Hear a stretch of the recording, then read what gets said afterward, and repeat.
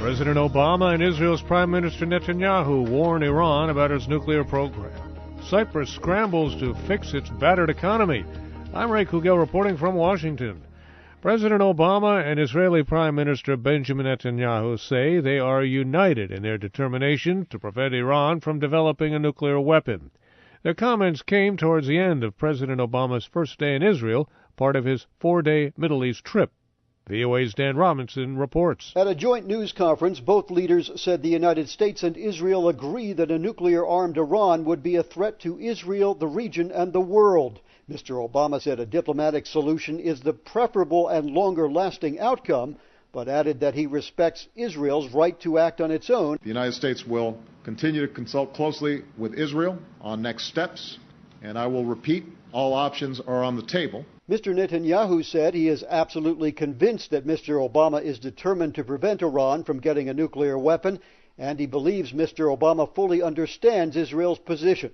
Dan Robinson, VOA News, with the President in Jerusalem. Earlier, President Obama and Israeli leaders said they are fully committed to reviving stalled Israel-Palestinian peace negotiations for a two-state solution. President Obama goes later today to the occupied West Bank for talks in Ramallah with Palestinian Authority President Mahmoud Abbas. U.S. prosecutors have charged a Saudi-born man with working with al-Qaeda to kill Americans in Afghanistan and Nigeria. Ibrahim Suleiman Adnan Adam Harun was named in court papers filed Wednesday in New York City. The charges are in connection with his alleged activities since 2001. Harun, who is also known as Spin Gul, claims citizenship in Niger. Officials in Cyprus met throughout the day Wednesday to try to craft a new funding plan that would avoid a debt default for the Mediterranean island nation. Cypriot leaders were faced with no obvious way to raise $7.5 billion the country's international lenders are demanding before they will approve $13 billion in rescue funds. The country's parliament overwhelmingly rejected a tax on bank deposits Tuesday.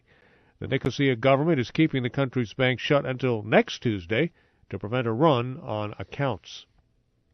South Korean police and government agencies are trying to determine who's responsible for widespread computer failures affecting the country's television channels and banking services. VOA's Steve Herman has more from Seoul. South Korea's Communications Commission says a distributed denial of services attack, a common way to overload computer servers making websites unreachable, was not the reason computers at broadcasters and banks became paralyzed.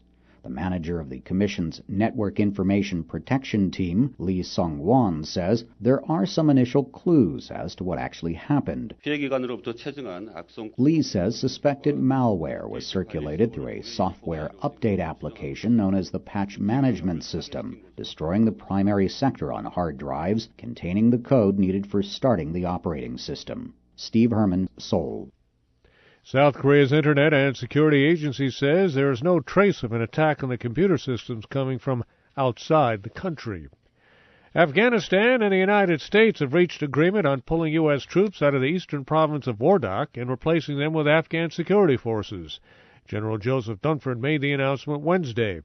President Hamid Karzai had ordered the expulsion of U.S. troops from the province after villagers alleged the troops were responsible for torturing and killing civilians, an allegation Washington strongly denies. Pakistan will be holding general elections on May 11th to replace the first government to serve its full 5-year term in the country's history. A caretaker government is expected to be chosen to steer the country until that time. A hunger strike by inmates at the U.S. Navy's Guantanamo Bay prison in Cuba is growing. A prison spokesman says there are now 24 prisoners refusing to eat. 8 of them have lost enough weight that they are being force-fed through tubes. The exact reasons for the hunger strike are unclear. French investigators have searched IMF chief Christine Lagarde's Paris home as part of an investigation into her role in a controversial arbitration deal that helped a French tycoon. Lagarde was France's finance minister 6 years ago when businessman Bernard Tapie won a $400 million settlement with a state-owned bank over the mishandled sale of the Adidas sporting goods company. I'm Ray Kugel, VOA News. More at voanews.com.